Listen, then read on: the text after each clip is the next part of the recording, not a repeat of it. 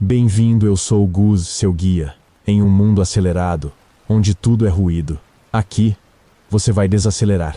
Neste canal, cada vídeo é um convite para caminhar pelas trilhas da sabedoria antiga.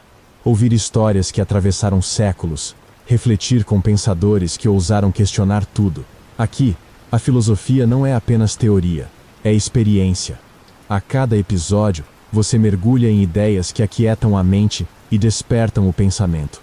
Prepare-se para ouvir com calma, pensar sem pressa e sentir a filosofia como ela sempre foi, humana, profunda e viva. O céu de Atenas desperta em tons de âmbar e púrpura. A primeira luz do dia repousa sobre as colunas do Partenon, como um sopro divino que relembra a pedra sua origem no fogo. Ainda é cedo. As ruas estão silenciosas, interrompidas apenas pelo som leve das sandálias de um pai e seu filho que sobem as encostas do Areópago. O menino tem os olhos atentos, próprios de quem ainda não foi educado a desviar o olhar do essencial. A cidade ainda dorme, mas ali, entre passos lentos e olhares curiosos, algo desperta. O que está nascendo naquela manhã não é apenas um novo dia, mas uma nova consciência. O menino, que mais tarde será conhecido como Platão, caminha em meio às pedras e colunas da cidade, como quem atravessa os símbolos de um tempo que o formará e o ferirá. É o nascimento de um cidadão ateniense. Não no registro oficial, mas na alma. A Atenas que o recebe não é a das idealizações posteriores. É uma cidade em crise, que ainda carrega no corpo os traços da peste que matou milhares, inclusive Péricles, seu líder mais notável. Uma cidade marcada por disputas políticas intensas, por incertezas morais e por um declínio gradual da confiança em seus próprios deuses e leis. No entanto, mesmo em ruínas, ela ainda é Atenas, lugar onde a palavra é espada e o pensamento, um gesto de coragem. Nascer em Atenas, naquele século, não é uma circunstância qualquer. É ser lançado em meio ao turbilhão de ideias, a pluralidade de vozes, a tensão entre o antigo e o novo. É crescer entre as estátuas de deuses silenciosos e os gritos dos oradores na ágora. É aprender, desde cedo, que a vida pública não é separada da vida interior, que o cidadão, para existir, precisa formar-se por dentro. A caminhada do menino ao lado do pai é um rito não declarado. Nenhum sacerdote os acompanha, nenhuma bênção é proferida, mas o silêncio entre eles carrega algo sagrado. O pai aponta o Monte Licabeto ao longe, fala de mitos, de batalhas, de homens que se tornaram lendas. Fala da cidade como quem fala de um corpo do qual se é parte. O menino ouve, não apenas com os ouvidos, mas com a alma aberta. Há um chamado naquelas histórias. Um convite sutil, quase invisível, para se tornar algo mais que um habitante, tornar-se cidadão. Mas o que é, afinal, esse nascimento? Não se trata do instante biológico do parto, nem da inscrição nos registros da polis.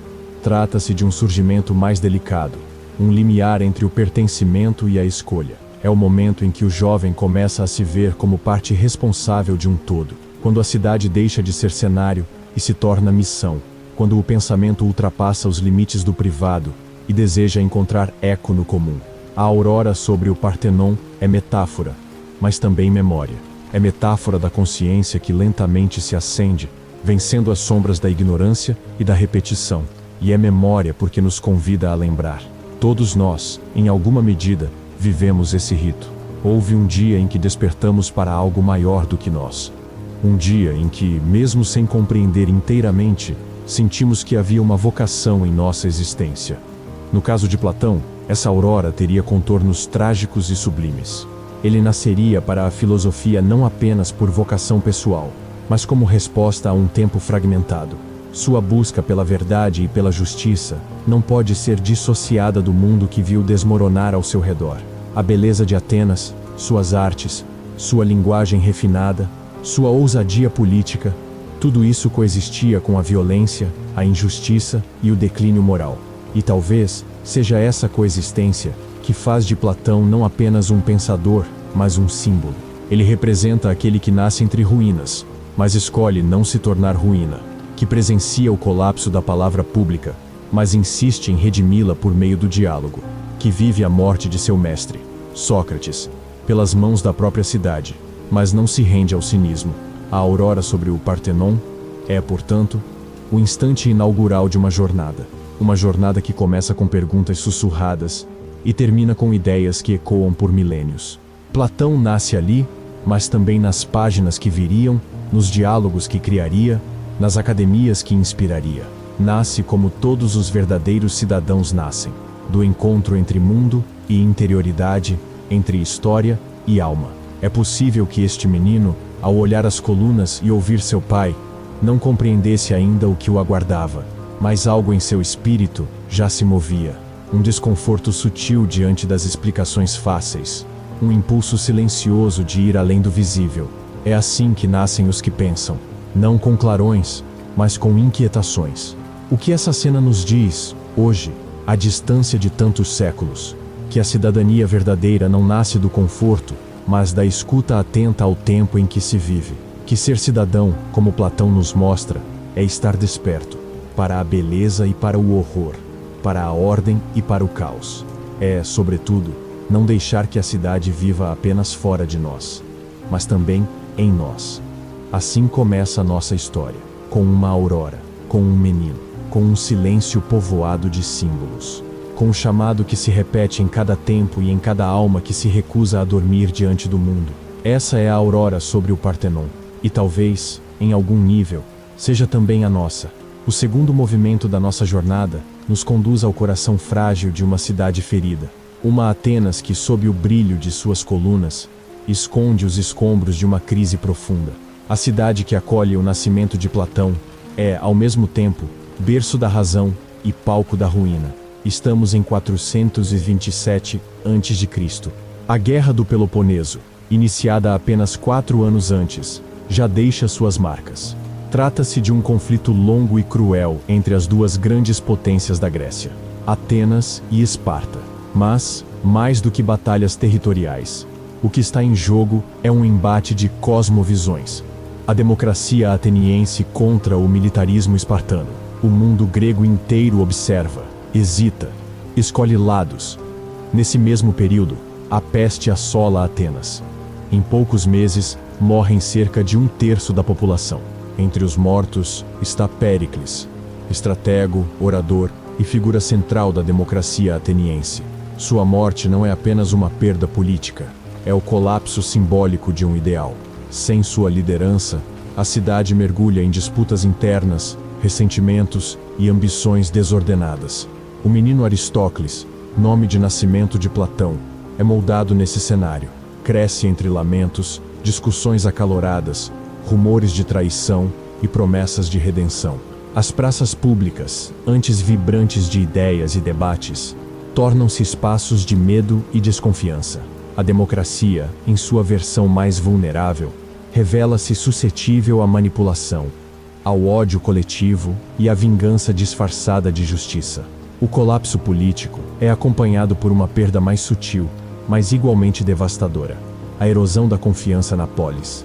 A cidade, enquanto espaço comum, enquanto ideia compartilhada, já não une seus habitantes. Os vínculos se desfazem. A participação política deixa de ser dever cívico e se torna risco calculado. Muitos se afastam, outros se radicalizam. Platão observa, ainda jovem, mas já marcado por essa paisagem de escombros morais. A fragilidade da polis não lhe escapa. O menino que caminha entre colunas sente o tremor daquilo que deveria ser sólido. E esse sentimento, esse pressentimento de que algo essencial se perdeu, o acompanhará por toda a vida. Em suas obras futuras, como a República, esse trauma se tornará filosofia, mas antes disso, é apenas dor silenciosa. Platão testemunha o falhanço da esperança democrática em sua própria cidade. Vê homens justos sendo acusados. Vê a retórica sendo usada não para buscar a verdade, mas para conquistar poder. Vê, sobretudo, a palavra perdendo seu valor sagrado. Nessa Atenas combalida, onde o brilho exterior contrasta com a podridão interna, Platão descobre a urgência de pensar, de encontrar, por trás da instabilidade sensível, uma ordem invisível e permanente. Seu olhar se volta para o que não muda, para o que não pode ser destruído pelas paixões ou pela ignorância. Essa busca, que depois tomará forma como a teoria das ideias, nasce aqui, da ruína. A infância de Platão não é feita de inocência, mas de inquietação. Ele aprende cedo que as aparências enganam, que a maioria pode errar, que o julgamento coletivo pode ser injusto. Aprende também que a beleza da cidade não garante sua justiça e que a civilização, se não for sustentada pela alma, desmorona. Neste segundo bloco, contemplamos o nascimento de uma sensibilidade filosófica a partir da experiência da fragilidade. Platão, ao contrário do que muitos pensam, não começa sua trajetória em abstrações. Começa com a dor concreta de ver sua cidade falhar consigo mesma. Essa dor, que poderia levá-lo ao desespero, torna-se impulso para a investigação. E é por isso que seu pensamento jamais é meramente teórico. Ele responde a uma ferida. Ele tenta compreender o que faz uma cidade ser justa, o que faz um regime ser legítimo, o que faz a alma humana resistir à corrupção. A fragilidade de Atenas, nesse sentido, não foi apenas o pano de fundo da infância de Platão. Foi o fogo que temperou seu espírito. A chama que o levou a buscar um outro tipo de cidade. Uma cidade interior, sustentada não por votos, mas por virtudes. Não por opiniões, mas por ideias verdadeiras. Ao olhar para essa Atenas quebrada, não somos convidados ao lamento estéril, mas à contemplação profunda. Quantas vezes nossas próprias cidades falharam conosco? Quantas vezes vimos instituições ruírem, promessas serem traídas, líderes se perderem? A experiência de Platão é, nesse sentido, universal. Todos nós, em alguma medida, já caminhamos entre ruínas tentando salvar algo em nós. Que essa contemplação nos lembre, mesmo nas paisagens mais áridas, pode nascer uma alma filosófica. Mesmo no colapso da confiança, pode surgir o impulso de buscar o que é eterno. E mesmo quando tudo parece perdido, há quem escolha pensar, como forma de resistir, como forma de nascer de novo. Essa é a fragilidade de um tempo, e também sua potência oculta. Num tempo em que a polis ruía sob o peso de suas próprias contradições, Platão carregava, na própria linhagem, um legado antigo, uma herança de sangue, mito e responsabilidade. Seu nascimento não era comum. Aristócles, como foi chamado ao vir ao mundo, descendia de famílias aristocráticas influentes. De um lado, seu pai Ariston, que reivindicava a ascendência direta de Codro, último rei mítico de Atenas. De outro, sua mãe Perictione, parente de Solon, o legislador que um século antes sonhara uma cidade governada pela razão. Em tempos anteriores, essa genealogia o teria destinado naturalmente à política. Esperava-se que seguisse o caminho dos homens públicos, orador, estratego, conselheiro da cidade. A tradição familiar era um mapa traçado com orgulho e expectativas. Mas o menino que crescia entre os corredores sombrios da ancestralidade parecia escutar outra voz, mais sutil, mais profunda. Essa voz, no entanto, não era alheia ao mundo que o cercava. Pelo contrário, era filha da paideia, o ideal educacional que moldava o cidadão grego desde os tempos homéricos. A paideia não era mera instrução, era formação integral. Era a arte de esculpir a alma com as ferramentas da poesia, da música, da ginástica, da retórica e da ética. Era uma lenta lapidação da sensibilidade, do juízo e da coragem moral. Platão foi um dos frutos mais sofisticados dessa tradição. Desde cedo, foi exposto à riqueza cultural de Atenas. Ouviu recitações de Homero, aprendeu música com mestres renomados, foi treinado no corpo e no espírito. A dança, a métrica dos versos, os exercícios físicos, os debates com os mais velhos, tudo isso compunha um tecido invisível de formação que preparava o jovem não apenas para viver, mas para viver bem. Mas havia algo mais em sua formação, algo que o distinguia mesmo entre os bem-nascidos. Era uma atenção precoce às tensões entre aparência e verdade, entre prestígio e sabedoria. Enquanto outros jovens buscavam fama nos palcos ou nos tribunais, Platão parecia interessado no que permanecia oculto sob a superfície. Seu espírito não se satisfazia com as respostas prontas. Sua alma já buscava aquilo que é.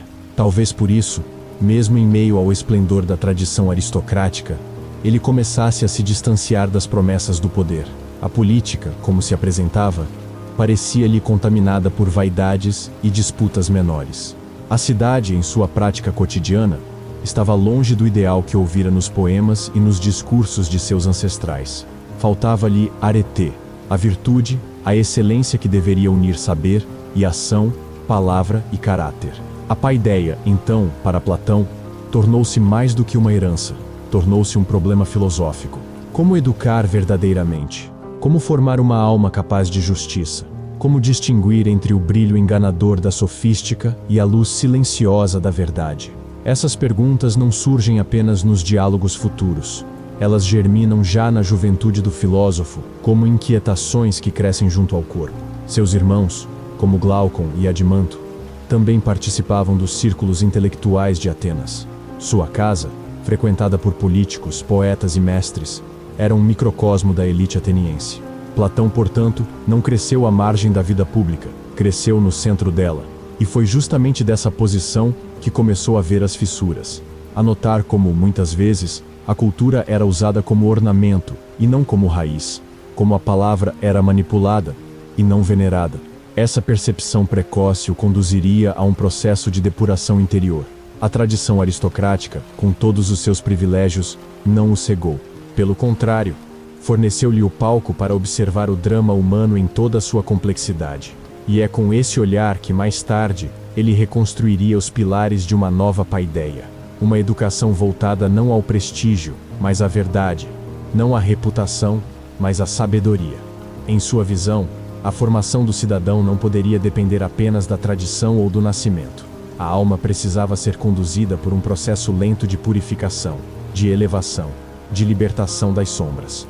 O verdadeiro aristocrata, para Platão, não era o herdeiro do sangue, mas o amante do bem. Era aquele que buscava a harmonia entre razão, coragem e desejo. Aquele que se educava não para vencer, mas para servir ao que é justo.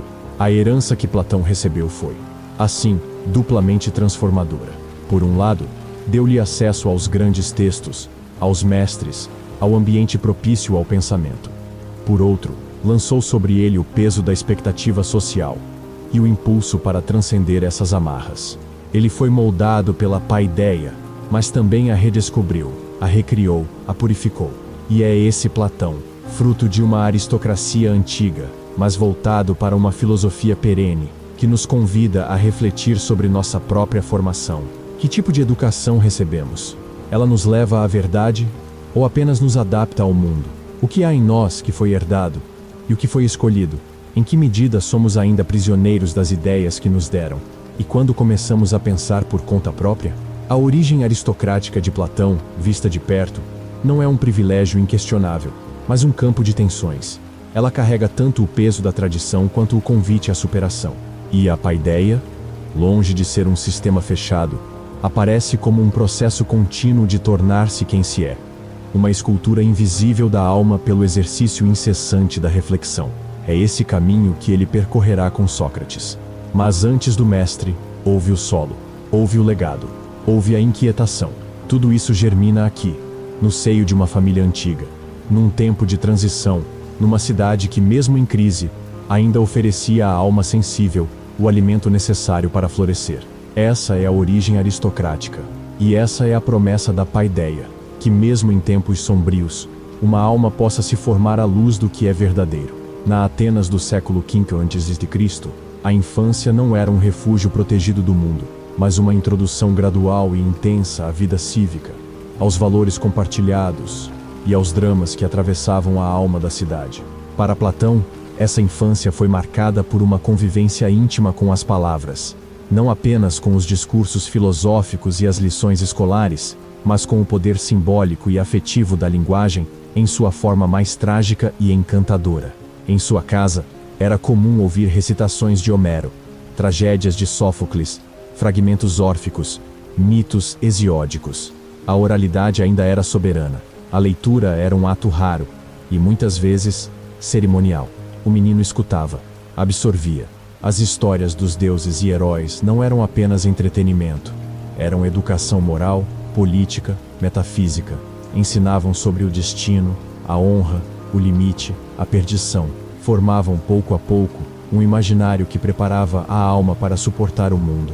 Mas essa formação simbólica não ocorria apenas no lar. As praças, os teatros e os pórticos eram escolas vivas. A tragédia grega, especialmente, exercia papel crucial na formação dos jovens. Encenações de Ésquilo, Sófocles e Eurípides não eram meros espetáculos, mas verdadeiros rituais cívicos. Os temas abordavam as angústias da polis, a justiça, a híbris, o sofrimento, a responsabilidade, o destino coletivo. Ao assistir a uma tragédia, o jovem cidadão aprendia que sua dor individual era parte de um tecido maior, que seu sofrimento tinha sentido quando enraizado no destino comum. Platão, ao longo da vida, seria crítico da arte mimética, mas sua crítica não exclui a influência formadora que esses textos exerceram sobre ele. Muito pelo contrário, é porque os conhecia profundamente e porque experimentara seus efeitos na juventude que pôde avaliar sua potência e seus perigos. O jovem Aristócles aprendeu com os poetas antes de se render à filosofia. Além da poesia, o discurso político preenchia a paisagem sonora de Atenas. A ágora, espaço central da cidade, fervilhava de vozes, debates, argumentos. Os sofistas, mestres da retórica, ensinavam jovens a convencer, a vencer disputas, a moldar a opinião pública. Górgias, Pródico, Hípias, entre outros, influenciavam profundamente a juventude ateniense. E Platão, como qualquer jovem de sua posição, não passou incólume por esse ambiente. A sofística o seduziu antes de decepcioná-lo. O brilho da oratória, a força da argumentação, o poder de moldar o mundo com palavras, tudo isso o fascinava. Mais cedo ele percebeu que havia ali algo de vazio, que era possível vencer um debate sem ter razão, que o som das palavras podia ocultar o silêncio da verdade. Essa constatação não o levou ao desprezo pela linguagem, mas ao desejo de resgatá-la. A infância entre tragédias e discursos ensinou-lhe o valor da palavra, mas também seus perigos. Mostrou-lhe que a linguagem pode elevar ou degradar, pode servir à justiça ou à vaidade, pode despertar a alma ou anestesiá-la. E assim, Platão foi sendo forjado entre dois mundos, o da tradição poética e o da racionalidade filosófica que ainda germinava. A infância lhe ensinou que a cidade falava, e que para ouvi-la era preciso mais do que ouvidos, era preciso alma. Cada tragédia assistida, cada discurso ouvido, cada mito narrado, deixava em seu espírito uma marca. Não eram apenas memórias, eram sementes. Mais tarde, ele escreveria diálogos em que a linguagem seria instrumento de revelação. Mas esses diálogos não seriam possíveis sem essa infância permeada por vozes diversas, muitas vezes contraditórias. A formação do cidadão filósofo começa ali, entre a beleza da poesia e a dissonância da ágora, entre o coro trágico e o ruído das assembleias. Nesse ambiente, Platão aprendeu a escutar. E aprender a escutar é o primeiro passo para filosofar. Escutar não só o que se diz, mas o que se cala. Não só o argumento, mas a alma por trás dele. Não só o mito, mas o silêncio que o habita. A infância de Platão é, portanto, símbolo de um processo formativo mais amplo, aquele pelo qual passamos quando somos expostos ao mundo em sua complexidade simbólica. Quando percebemos que a linguagem não é neutra, que a palavra não é apenas som, mas destino, que o discurso não é apenas persuasão, mas poder de formar realidades. Por isso, contemplar essa infância é também um convite à nossa própria escuta. Que palavras nos formaram? Que mitos carregamos sem perceber? Que discursos moldaram nossa visão de justiça, de beleza, de bem? Em que tragédias interiores ainda nos movemos sem saber? Platão, antes de ser filósofo, foi menino. E esse menino aprendeu desde cedo que pensar é também recordar, que filosofar é escutar as vozes do passado e perguntar-lhes, com coragem e humildade, o que ainda tem a nos dizer.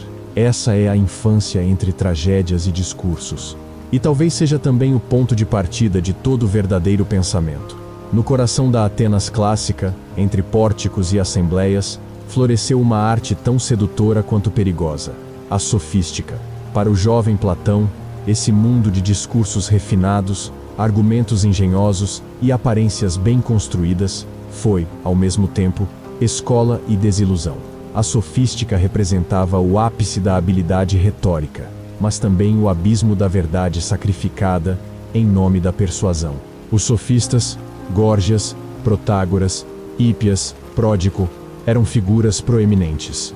Vindos de diversas cidades, traziam consigo uma promessa nova: ensinar o poder da palavra. Por meio do discurso, qualquer um poderia triunfar em debates públicos, influenciar decisões políticas, moldar opiniões. A retórica, antes acessória, tornava-se arma central da vida cívica. E com ela vinha o fascínio. Os jovens mais brilhantes queriam aprender com esses mestres. Platão, com seu espírito inquieto, não ficou imune a esse magnetismo. Ele frequentou os círculos onde os sofistas ensinavam. Ouviu suas teses, admirou sua fluência, experimentou o impacto da palavra bem arquitetada. Era-me, afinal, um tempo em que o discurso podia decidir guerras, mudar leis, condenar ou absolver cidadãos. A palavra era poder, e o poder, mesmo para quem o contesta, tem um brilho que atrai. Mas quanto mais observava, mais o jovem Aristócles percebia uma dissonância. Havia algo de vazio naquele jogo de argumentos. Uma busca por vitória, não por sabedoria. Uma inversão de valores. O parecer substituindo o ser. A persuasão eclipsando a verdade. A linguagem, que deveria ser ponte entre almas, tornava-se véu, cortina, armadilha. Essa percepção se intensificaria com a convivência com Sócrates. O contraste entre o mestre e os sofistas era abissal. Sócrates não cobrava por suas palavras. Não prometia sabedoria, fazia perguntas. Reconhecia sua ignorância. Enquanto os sofistas discursavam para impressionar, Sócrates dialogava para revelar.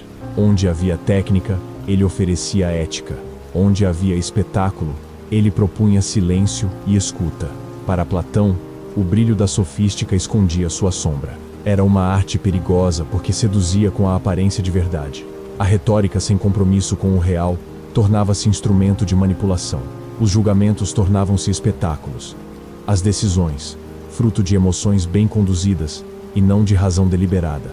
Em seu diálogo Górgias, Platão expõe essa crítica com vigor. Ali, Sócrates enfrenta sofistas que defendem a retórica como poder maior e desmonta, com paciência e ironia, a ideia de que convencer é o mesmo que saber. O verdadeiro orador, diz Sócrates, deveria conhecer o bem e não apenas convencer sobre ele. A palavra, para ser justa, deve nascer da alma justa. Platão, com isso, não rejeita a linguagem. Ao contrário, ele a eleva, mas para isso, precisa primeiro purificá-la.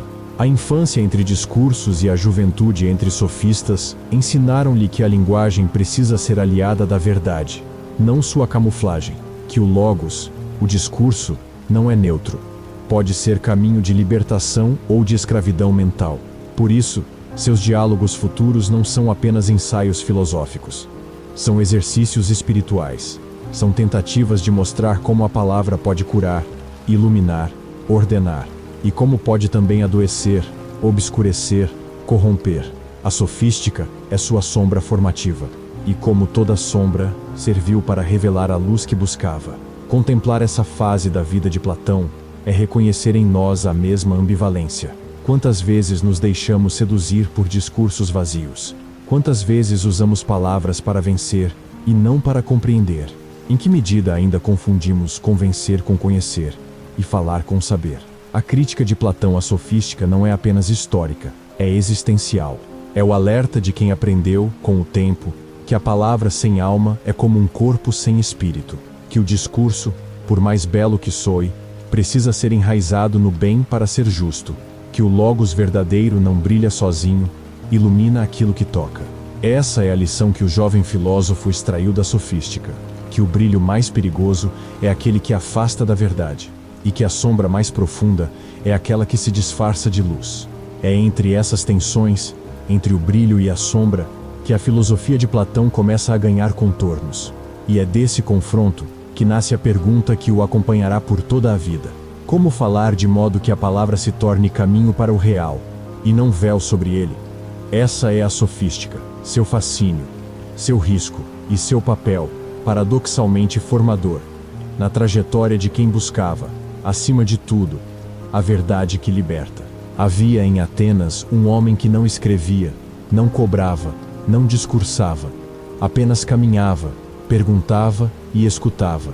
Suas sandálias gastas e seu manto simples contrastavam com a nobreza silenciosa de sua presença. Chamava-se Sócrates, e seria o encontro com ele que mudaria para sempre a trajetória do jovem Aristócles, que o mundo passaria a conhecer como Platão. Não sabemos ao certo quando se viram pela primeira vez. Nenhum registro detalha esse instante inaugural. Mas a tradição nos permite imaginar. Um dia, talvez no mercado, talvez em uma palestra pública, talvez por intermédio de um conhecido, Platão escutou aquele homem fazendo perguntas desconcertantes, interrompendo certezas, expondo com serenidade e ironia a ignorância disfarçada de sabedoria. Para muitos, Sócrates era incômodo. Para Platão, foi revelação. O que viu nele não foi apenas um pensador, foi um espelho. Alguém que ousava pensar diferente, não por vaidade, mas por necessidade interior. Alguém que buscava não vencer debates, mas nascer com eles. Que não dizia, eu sei, mas quero saber. Que trocava respostas prontas por perguntas sinceras. Ali, naquele gesto de interrogar o mundo, Platão reconheceu sua vocação. Até então, vivera entre discursos e tradições. Agora, via-se chamado a uma forma nova e antiga de vida, a vida filosófica. Não como acúmulo de ideias, mas como transformação da alma. Sócrates não ensinava conteúdos, despertava consciências. O método socrático, a maiêutica, encantou o jovem aristocrata. A imagem da alma como um ventre que precisa parir suas próprias verdades ressoava profundamente em sua sensibilidade. Ao invés de transmitir doutrinas, Sócrates ajudava o outro a nascer. A filosofia, então, não era um edifício de conceitos, mas um processo existencial. Um trabalho paciente de lapidação interior. Platão, a partir desse encontro, passou a seguir Sócrates com fervor. Era presença constante nas rodas de diálogo. Observava, refletia, escrevia mentalmente. Seus primeiros diálogos, como o Apologia, o Eutifron, o Criton, são, antes de tudo, homenagens. Tentativas de preservar a chama de um mestre que recusava o título de mestre. Mas não foi apenas admiração, foi transformação. O encontro com Sócrates reorganizou o mundo interior de Platão. As promessas da política perderam o brilho. A sedução da sofística revelou sua farsa. A cidade deixou de ser cenário e tornou-se problema. O verdadeiro cidadão não era o que falava bem, mas o que vivia bem. E viver bem era para Sócrates cuidar da alma. O maior bem que um ser humano pode cultivar. A juventude de Platão, que poderia ter se perdido entre privilégios e retórica, encontrou direção, encontrou vocação, e a filosofia passou a ser, para ele, mais do que um estudo. Era um chamado, um modo de viver, uma responsabilidade diante da verdade.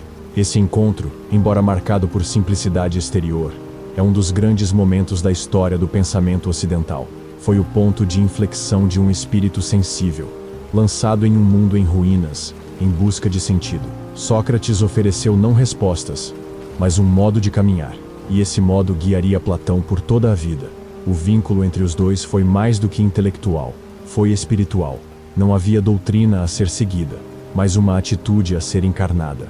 Sócrates ensinava com a vida, com o humor, com o silêncio entre as palavras. Era, como Platão o apresentaria depois, a encarnação viva do filósofo, aquele que ama a sabedoria mais do que a própria reputação. O que esse encontro nos ensina hoje? Que há momentos e pessoas que nos despertam, que rompem com a linearidade da vida e nos colocam diante de uma escolha: seguir como estamos ou mudar. Sócrates, para Platão, foi esse divisor, um convite silencioso à interioridade, à coerência, à escuta daquilo que não morre. E todos nós, em algum instante, somos chamados por essa figura. Todos temos, ou teremos, nosso Sócrates, alguém que nos confronta, nos sacode, nos liberta das certezas fáceis. Alguém que não nos entrega verdades prontas, mas nos devolve a nós mesmos. E é nesse retorno que começa a verdadeira filosofia. Essa é a história do encontro, não de um mestre com um discípulo, mas de duas almas que se reconhecem, uma oferecendo a pergunta, a outra oferecendo-se à escuta. E desse encontro nasce um terceiro elemento: a vocação de Platão, e talvez a nossa. Poucos eventos marcaram tão profundamente a alma de Platão quanto o julgamento e a execução de Sócrates. A cidade que ensinara a pensar, que celebrava a liberdade, que havia formado poetas e estrategos, mostrou-se capaz de condenar à morte um homem por filosofar. O acontecimento não foi apenas uma injustiça, foi uma revelação amarga. A democracia, quando guiada pela ignorância e pelo ressentimento, podia tornar-se tirânica. O ano era 399 a.C. Sócrates, já idoso, foi acusado de corromper a juventude e de não reconhecer os deuses da cidade. Seu julgamento foi público. Sua defesa, registrada por Platão na Apologia, é um dos textos mais comoventes e contundentes da filosofia ocidental. Sócrates não implora, não se vitimiza, não se contradiz. Apenas reafirma. Prefere morrer a abandonar o exercício do pensamento. Platão presenciou tudo. Sentiu o peso do silêncio após a sentença. Viu a cidade que tanto amava escolher a morte em vez do diálogo. A polis, que nascera para abrigar o Logos, agora o crucificava. O veneno da cicuta que selou o destino de Sócrates também envenenou a relação de Platão com a democracia como ela se apresentava. Mas seria um erro pensar que Platão rejeitou a democracia por completo. O que ele recusava era sua versão corrompida, aquela que se deixava levar por paixões, interesses imediatos, manipulações retóricas. A democracia, sem paideia, sem formação interior, era uma multidão errante, uma alma coletiva sem razão. É esse trauma que dá origem à República, sua obra mais famosa. Nela, Platão imagina uma cidade ideal, onde os governantes são filósofos, não por serem os mais inteligentes, mas por serem os mais comprometidos com o bem. Ele não sonha com uma aristocracia de sangue, mas com uma aristocracia da alma, onde o saber governa o desejo, e a justiça nasce da harmonia interior. Atenas, para Platão, tornou-se símbolo de um paradoxo, a cidade da liberdade que destrói a liberdade mais profunda, a de pensar. A cidade da educação que rejeita seu educador mais lúcido.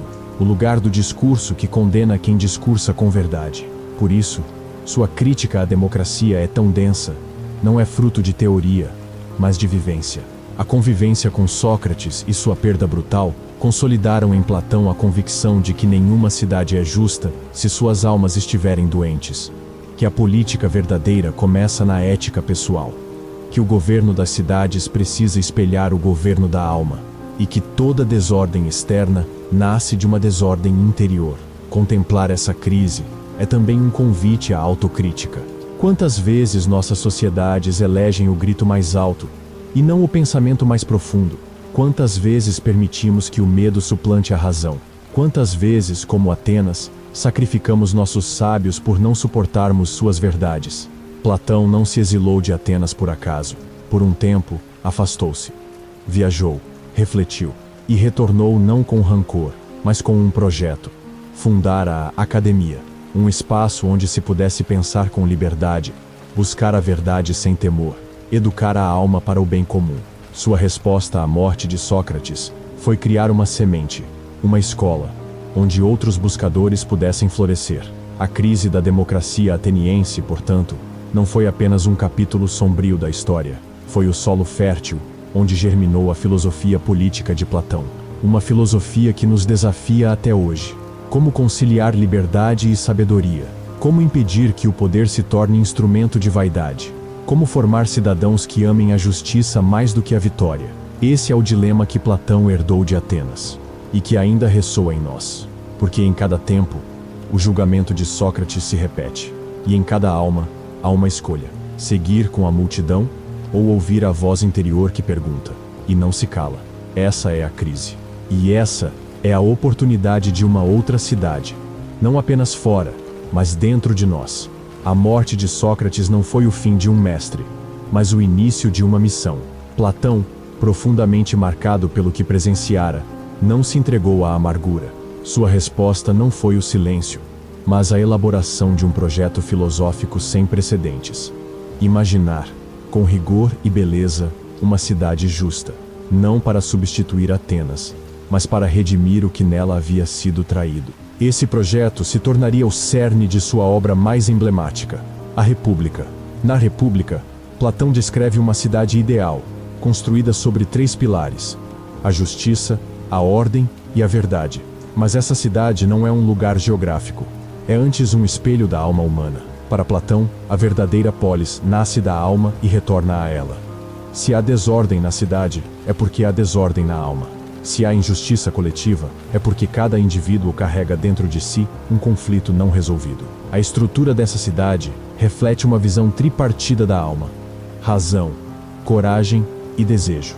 Aos governantes corresponde a razão, aos guardiões, a coragem, aos produtores, o desejo. Quando cada parte cumpre sua função, em harmonia com as demais, a justiça. Não se trata de impor igualdade absoluta, mas de estabelecer uma ordem onde cada elemento encontra seu lugar e sua dignidade. Essa cidade não é utopia no sentido moderno. Não é uma fantasia política.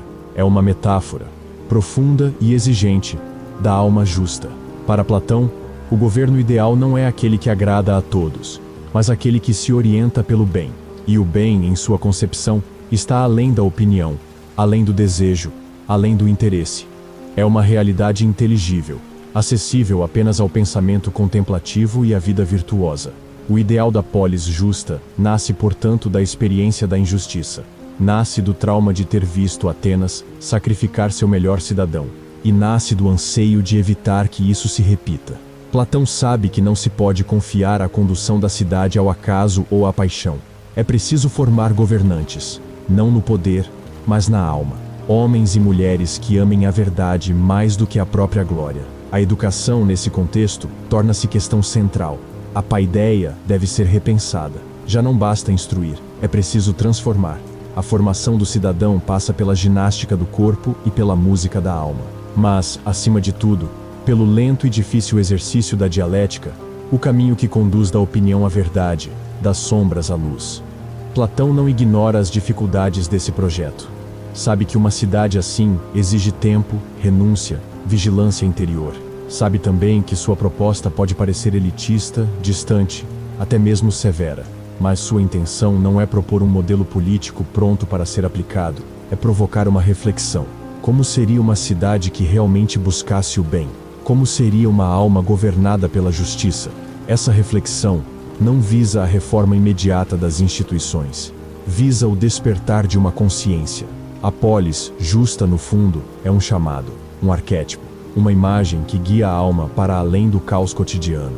Platão oferece esse ideal não como meta política, mas como medida interior, como régua para avaliarmos não apenas os governos, mas nossas próprias escolhas. Na cidade justa, não há espaço para vaidades, corrupções ou demagogias. Ali, a palavra é instrumento de escuta e o poder é serviço. A verdade é buscada em comunidade e não imposta por decreto. O filósofo, longe de ser um eremita, torna-se cidadão pleno. Aquele que serve a cidade com sua lucidez, mesmo que isso lhe custe o conforto ou a aprovação. Esse ideal platônico, tantas vezes criticado por seu suposto autoritarismo, é, na verdade, profundamente exigente com a alma. Não se contenta com aparências, não se satisfaz com consensos fáceis. Ele aponta para algo que está sempre além, e que por isso mesmo nos eleva. Contemplar esse ideal é perguntar-se: que cidade carrego dentro de mim? Minhas decisões públicas refletem uma alma justa? Meus desejos estão submetidos à razão? Minha coragem serve ao bem ou à vaidade? A polis justa, então, não é apenas um projeto político, é um espelho. E Platão, ao erguê-lo diante de nós, nos convida a reconhecer que a verdadeira reforma começa na alma. Porque toda cidade, por mais bela que pareça, só será justa se seus cidadãos forem, por dentro, discípulos da verdade. A visão de Platão sobre a cidade justa nos conduz, inevitavelmente, à questão central da formação. Não há polis sem paideia. A justiça não brota espontaneamente do solo cívico. Ela precisa ser cultivada, como se cultiva um jardim interior. E esse cultivo começa cedo, na alma ainda tenra, dos que um dia governarão a si mesmos, e talvez aos outros. Para Platão, formar um cidadão não é moldá-lo conforme conveniências políticas, mas conduzi-lo a uma harmonia interior. A verdadeira educação, paideia, não é uma imposição de conteúdos, mas um despertar da alma para o que ela já pressente, que há um bem, que há uma ordem, que há um chamado à excelência. A educação, nesse sentido, é reminiscência, lembrar-se do que se é, reencontrar o que se perdeu. No livro Segunda República, Platão afirma que a alma deve ser formada desde o início com imagens justas. As histórias contadas às crianças, os mitos, as músicas, os exercícios físicos, tudo isso influencia o modo como elas perceberão o mundo. Por isso, a educação deve ser, antes de tudo, cuidadosa com o símbolo. Não se trata de censura moralista, mas de responsabilidade ontológica. Aquilo que alimenta a imaginação nutre também o caráter. Por essa razão, Platão propõe que a educação do guardião, aquele que protegerá a cidade, seja dividida entre a ginástica e a música. A ginástica fortalece o corpo, a música, a alma. Mas nenhuma das duas tem valor em si mesma se não estiverem orientadas por um fim maior: a justiça. Quando a força física não é guiada pela razão, degenera em brutalidade. Quando a sensibilidade não é acompanhada pela clareza moral, transforma-se em sentimentalismo estéril. A educação platônica não é, portanto, utilitária. Não visa formar técnicos, nem apenas trabalhadores ou oradores. Visa formar seres humanos capazes de reconhecer a verdade e de se submeter a ela com liberdade interior. Cidadãos que, antes de governar a cidade, governam a si mesmos. E como se governa a si mesmo? Platão responde: pela razão. Mas não uma razão fria, calculista, desvinculada da vida. A razão de Platão é luminosa, contemplativa, voltada ao bem. Ela não reprime os desejos, ordena-os. Não suprime a coragem, orienta-a. Não nega o corpo, integra-o. A alma bem formada é aquela em que cada parte cumpre seu papel. O desejo serve à coragem, a coragem serve à razão, e a razão serve ao bem. Esse modelo, longe de ser um ideal inalcançável, é uma proposta ética profunda. Platão não nos pede perfeição, mas direção. Educar a alma é um processo, contínuo, exigente, nunca acabado, mas é também o único caminho para uma vida digna. Uma alma desordenada não pode ser livre. Uma alma mal educada não pode fazer justiça.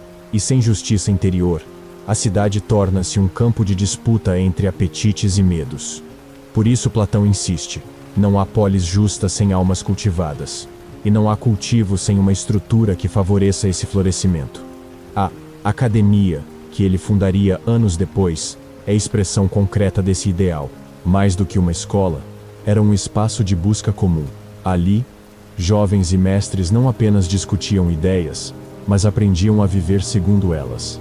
A formação do cidadão, para Platão, é sempre um ato de cuidado. Cuidado com o corpo, com as palavras, com os afetos, com os pensamentos.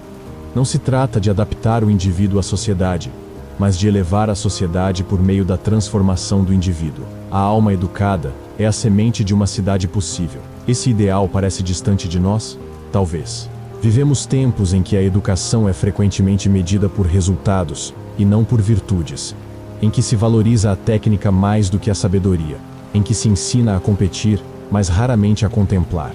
Em que se exige desempenho, mas pouco se fala de sentido. Mas é exatamente por isso que Platão continua necessário. Ele nos lembra que educar é formar a alma. Que todo projeto político digno começa no silêncio de uma escuta interior.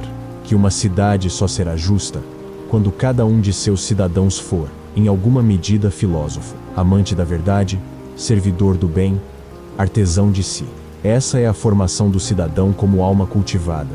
Um processo invisível, mas decisivo. Um caminho lento, mas profundo. Um gesto de amor à verdade que, ao germinar na alma, pode transformar o mundo visível a partir do invisível que o sustenta. As praças de Atenas, outrora santuários da palavra e da deliberação, tornaram-se, aos olhos de Platão, palco de um lento e trágico exílio. O exílio da verdade. O que antes era espaço de encontro entre razão e cidadania, passava a ser cada vez mais dominado pela aparência, pela disputa, pela superficialidade do discurso que busca agradar, não esclarecer. A ágora, coração pulsante da democracia, começava a se converter em um teatro onde a verdade era a grande ausente. Essa constatação, amadurecida após a morte de Sócrates, não levou Platão à rejeição pura e simples da vida pública, mas à necessidade de reconstruí-la desde dentro.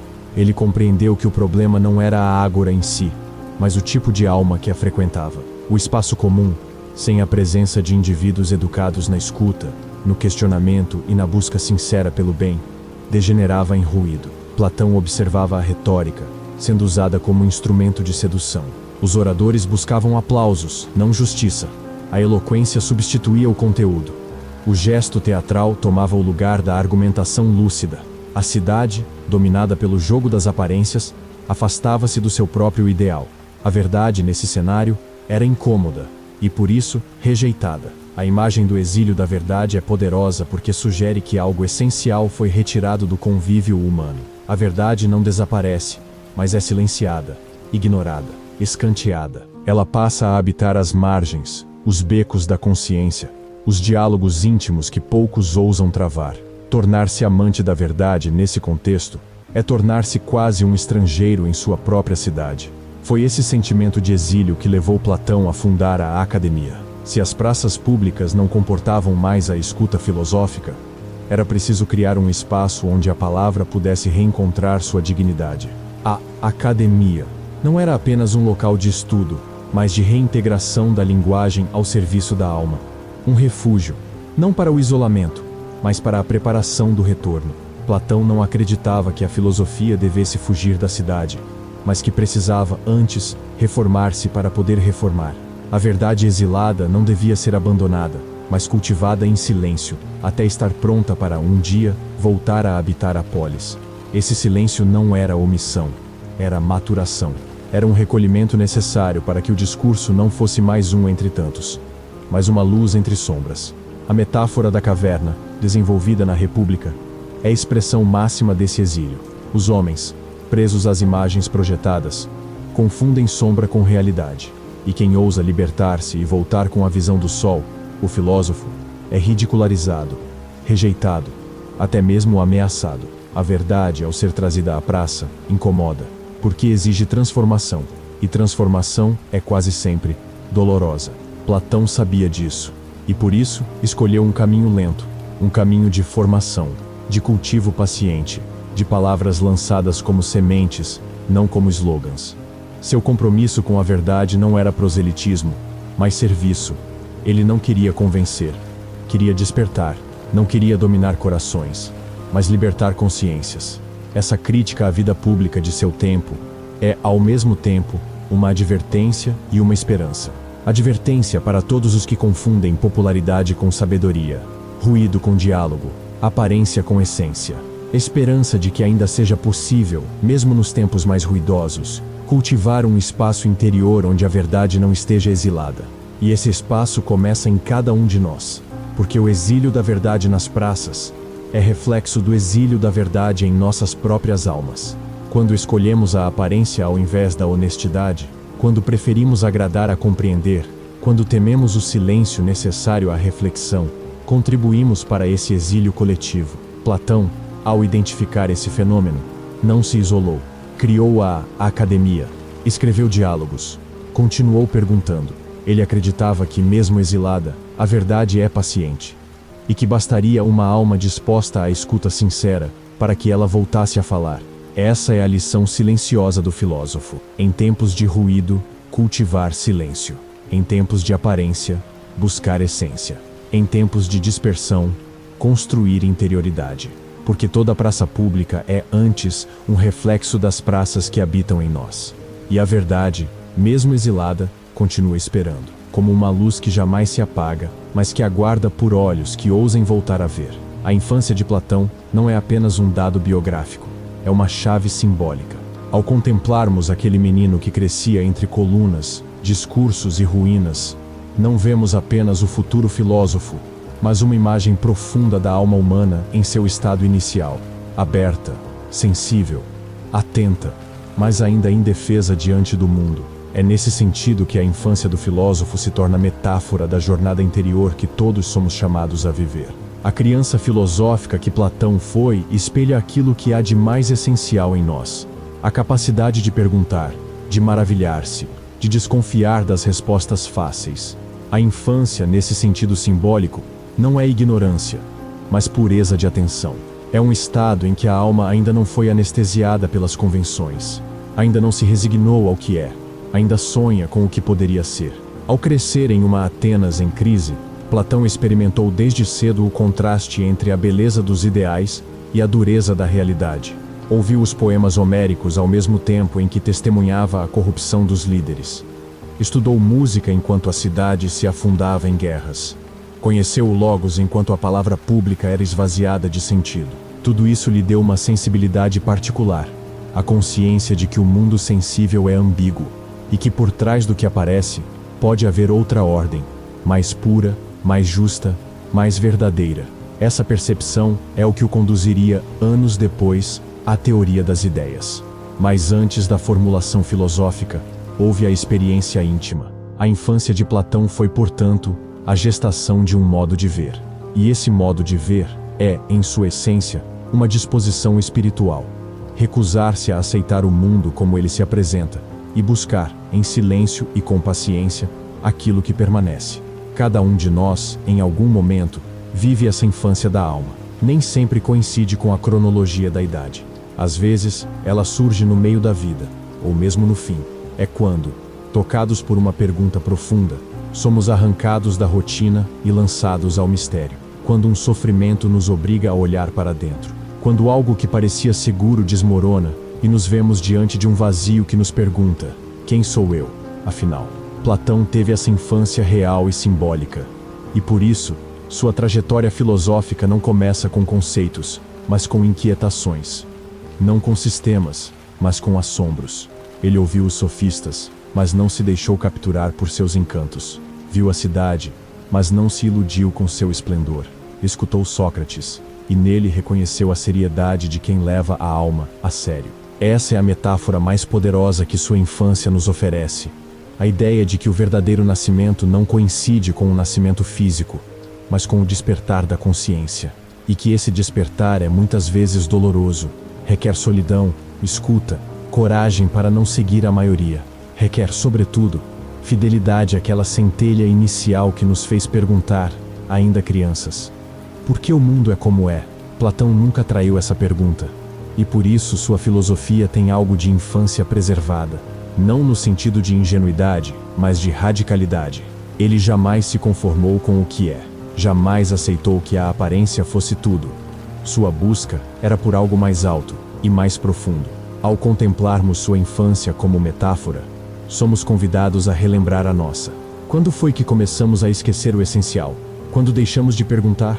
Quando trocamos o silêncio pela pressa, a contemplação pelo consumo, a escuta pela performance? Redescobrir essa infância da alma é, talvez, o maior gesto filosófico que podemos fazer hoje.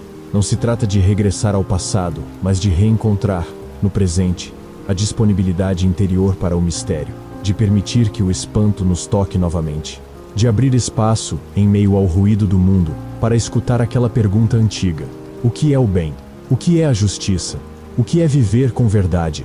Essa é a infância do filósofo, e é também a infância que habita, adormecida, em cada um de nós.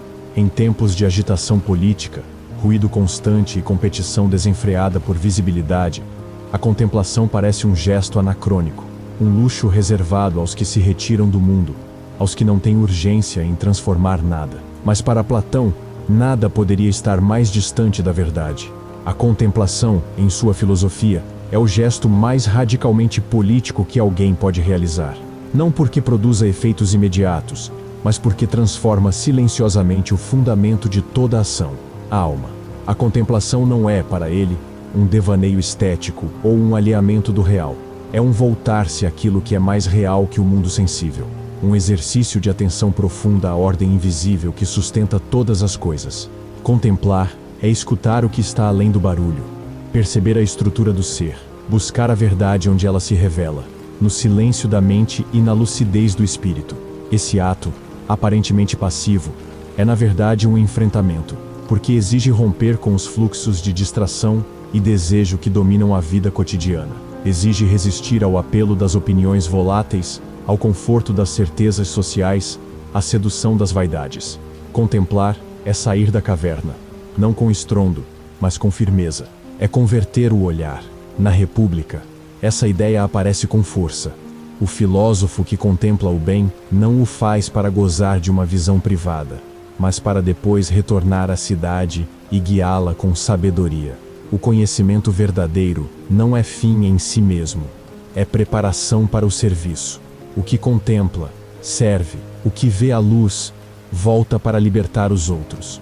Por isso, o governante ideal é o filósofo, não porque saiba mais, mas porque deseja menos. Porque viu a verdade, e tendo se transformado por ela, não age mais por interesse próprio. A contemplação torna-se, assim, a origem de uma ética pública. Ela purifica o olhar, ordena os afetos, fortalece a razão, prepara o ser humano para uma atuação que não corrompe. Esse modelo contrasta fortemente com a política ateniense que Platão conheceu, marcada por disputas, retórica vazia e decisões movidas por paixões coletivas. Ele viu o que acontece quando a cidade é guiada por almas desordenadas. Viu Sócrates ser condenado. Viu a verdade ser rejeitada porque incomodava. E entendeu que sem contemplação, não há critério firme. Sem o contato com o eterno, o transitório torna-se tirano. A contemplação, então, não é fuga. É fundamento. É o eixo invisível de onde brota a ação justa. Só pode agir bem aquele que aprendeu a ver com clareza. E ver com clareza não é apenas ter informação, mas ter inteireza. Saber o que se busca. Saber o que se serve. Platão nos convida, assim, a um gesto que parece pequeno, mas é revolucionário. Parar. Silenciar. Ouvir. Ver. Não para nos ausentarmos do mundo, mas para que possamos, enfim, habitá-lo com lucidez. Em vez de reagir, responder. Em vez de opinar, compreender. Em vez de dominar, servir. A política da contemplação é uma política da alma. Não nega a cidade, mas a renova.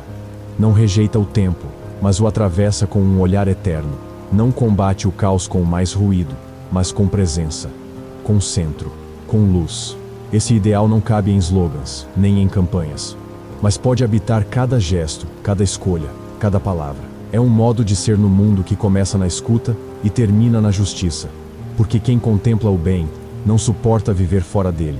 Essa é a contemplação como ato político, um ato que começa dentro, mas transforma tudo ao redor, como a luz do sol que, ao tocar os olhos libertos, os torna capazes de ver e de guiar outros para fora da escuridão. Antes de Platão, outro pensador já havia contemplado, com olhos de fogo, a natureza profunda da realidade. Heráclito de Éfeso, chamado o Obscuro, sua filosofia atravessa os séculos como um rio em chamas. E Platão, embora tenha divergido em muitos pontos, jamais deixou de dialogar com ele. Entre as máximas heraclíticas que mais ecoaram no pensamento platônico, talvez nenhuma tenha sido tão decisiva quanto esta: o caráter de um homem é seu destino. Heráclito via o mundo como fluxo incessante. Nada permanece, tudo escorre, tudo se transforma. Não se entra duas vezes no mesmo rio, dizia. Mas esse movimento não é caos, é ordem viva. Há um logos que governa o devir, uma medida que organiza o fluxo. E o ser humano, mergulhado nesse movimento, é chamado a encontrar sua forma não na resistência ao tempo, mas na aceitação lúcida do ritmo do mundo. É nesse ponto que o caráter se torna destino, não como algo fixo, mas como forma assumida no interior da mudança.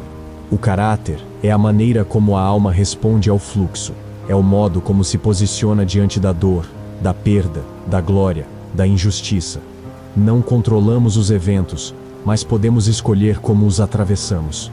E essa escolha, feita 1000 vezes em silêncio, é o que modela nosso destino. Platão cresceu nesse rio. Seu tempo era turbulento. Guerras, epidemias, traições, mortes. Mas em vez de endurecer, ele escolheu pensar. Em vez de se entregar à amargura, escolheu formar-se. Deixou que o fluxo o esculpisse. Não como pedra que resiste, mas como vaso que se deixa moldar pelo fogo. Sua filosofia é, nesse sentido, uma forma de caráter. O jovem Aristócles viu líderes falharem, viu a multidão condenar o justo, viu mestres seduzirem com palavras vazias, viu o fluxo, e escolheu nele um caminho, buscar o que permanece. Sua teoria das ideias, seu elogio da contemplação, seu projeto político, tudo isso é resposta à impermanência, mas não uma negação.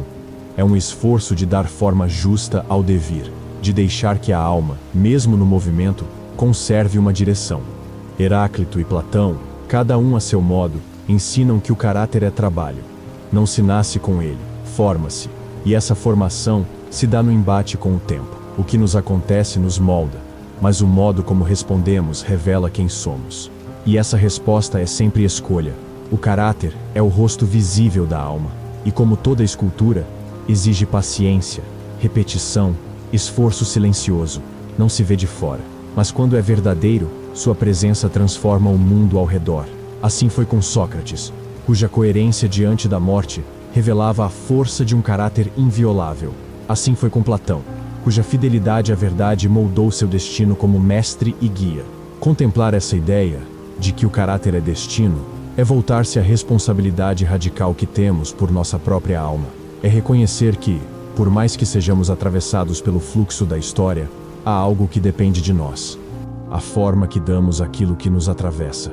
Quantas vezes somos tentados a nos dissolver nos eventos, a justificar nossas escolhas pelas circunstâncias, a perder o centro em meio ao ruído.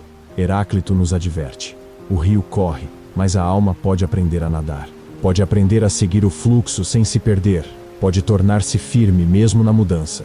E Platão responde a esse desafio com sua vida e sua obra. Mostra-nos que é possível, sim, formar um caráter em meio à instabilidade, que a filosofia não é fuga do mundo, mas arte de permanecer inteiro em meio a ele, que educar a alma é, no fundo, aprender a responder com verdade ao que o tempo nos propõe. Essa é a lição de Heráclito, retomada por Platão, que o destino não está nas mãos do acaso, mas no coração que escolhe, que o caráter não é dom, mas conquista, e que a formação de uma alma é, talvez, a obra mais alta que um ser humano pode realizar, porque tudo flui, mas há modos de fluir que nos tornam livres, e modos de resistir que nos aprisionam.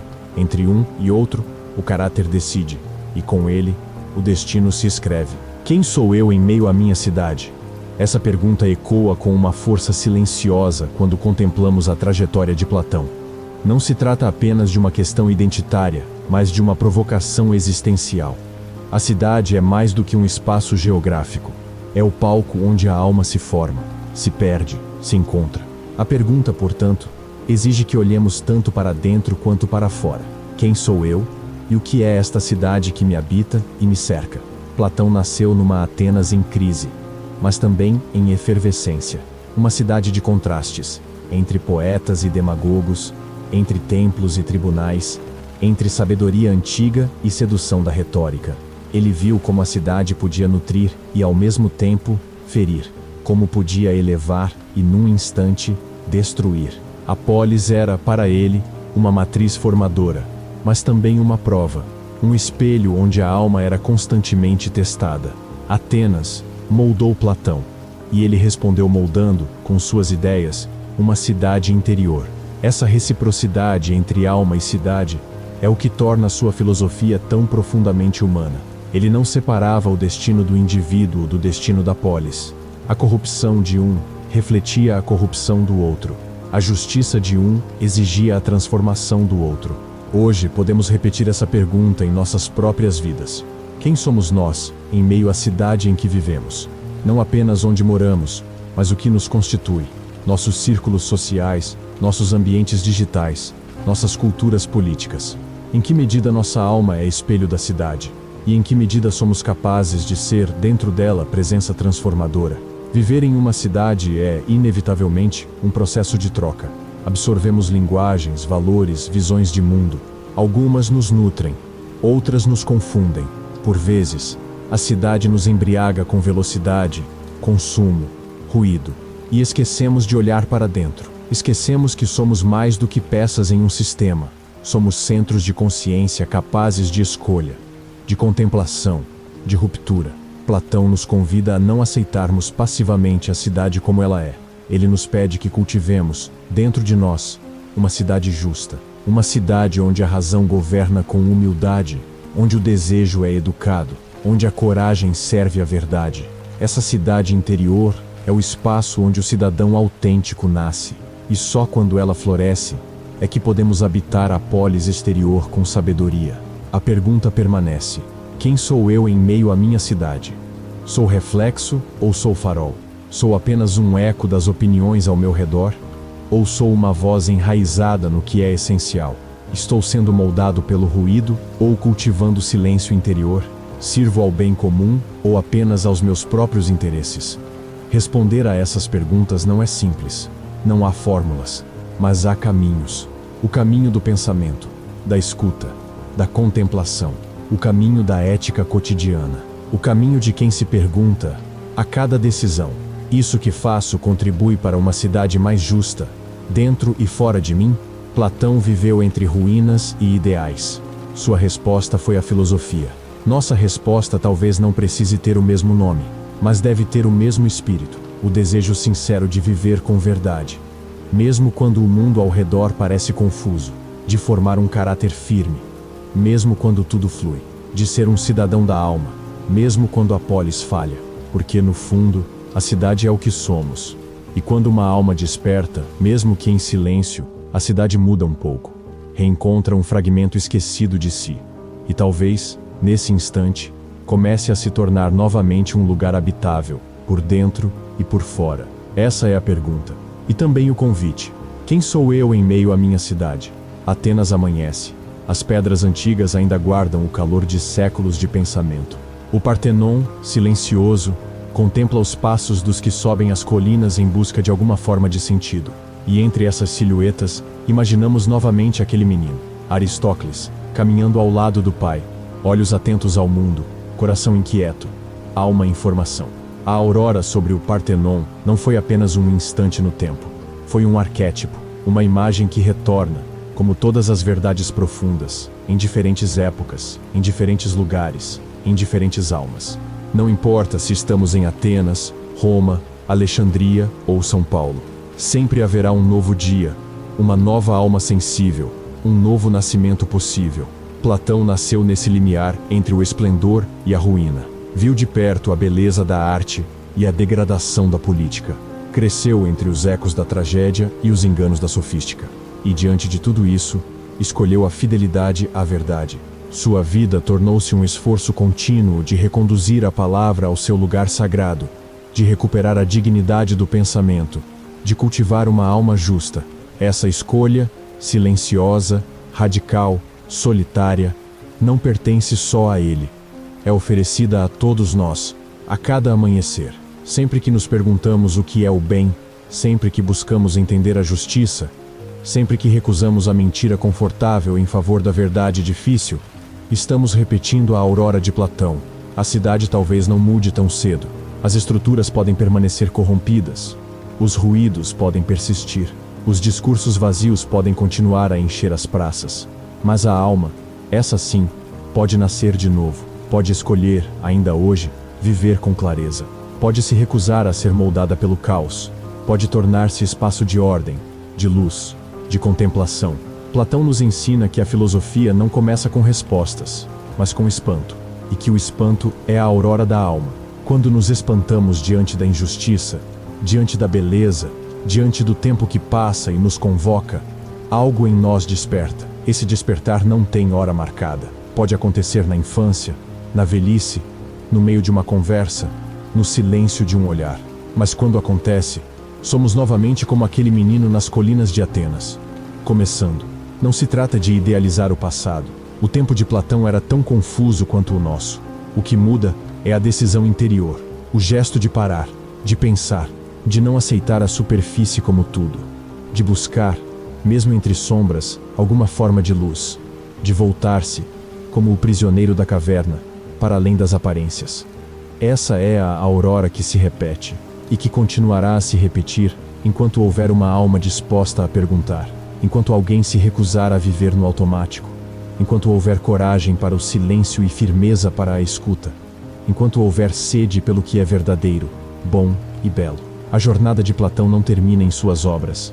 Ela continua em cada um que se deixa tocar por esse chamado. Não há necessidade de grandes feitos. Basta um olhar mais atento, uma palavra mais justa, uma decisão mais honesta. A filosofia começa aí, e a cidade justa também. Por isso, ao encerrarmos este percurso, não deixamos Platão para trás. Levamo-lo conosco, ou melhor, reconhecemos nele algo que sempre nos habitou, e que agora, talvez, esteja um pouco mais desperto. Porque toda aurora é repetição, mas nunca é igual. Cada amanhecer é novo, e cada alma que desperta, mesmo em silêncio, refaz o caminho de volta à luz. Essa é a aurora que se repete, e talvez hoje esteja acontecendo em nós. Se você chegou até aqui, meu sincero agradecimento. Que as palavras de hoje tenham tocado algo dentro de você, ainda que seja uma dúvida, uma pausa ou um simples silêncio. Neste caminho que é a filosofia, não buscamos respostas prontas, mas sim o hábito de pensar, de sentir e de olhar para o mundo com olhos mais atentos. Se essa jornada fez sentido para você, considere se inscrever no canal e deixar sua presença nos comentários. Até o próximo vídeo, onde continuaremos trilhando, juntos, o caminho de Heráclito. Paz no pensamento, clareza na alma e silêncio, quando for preciso.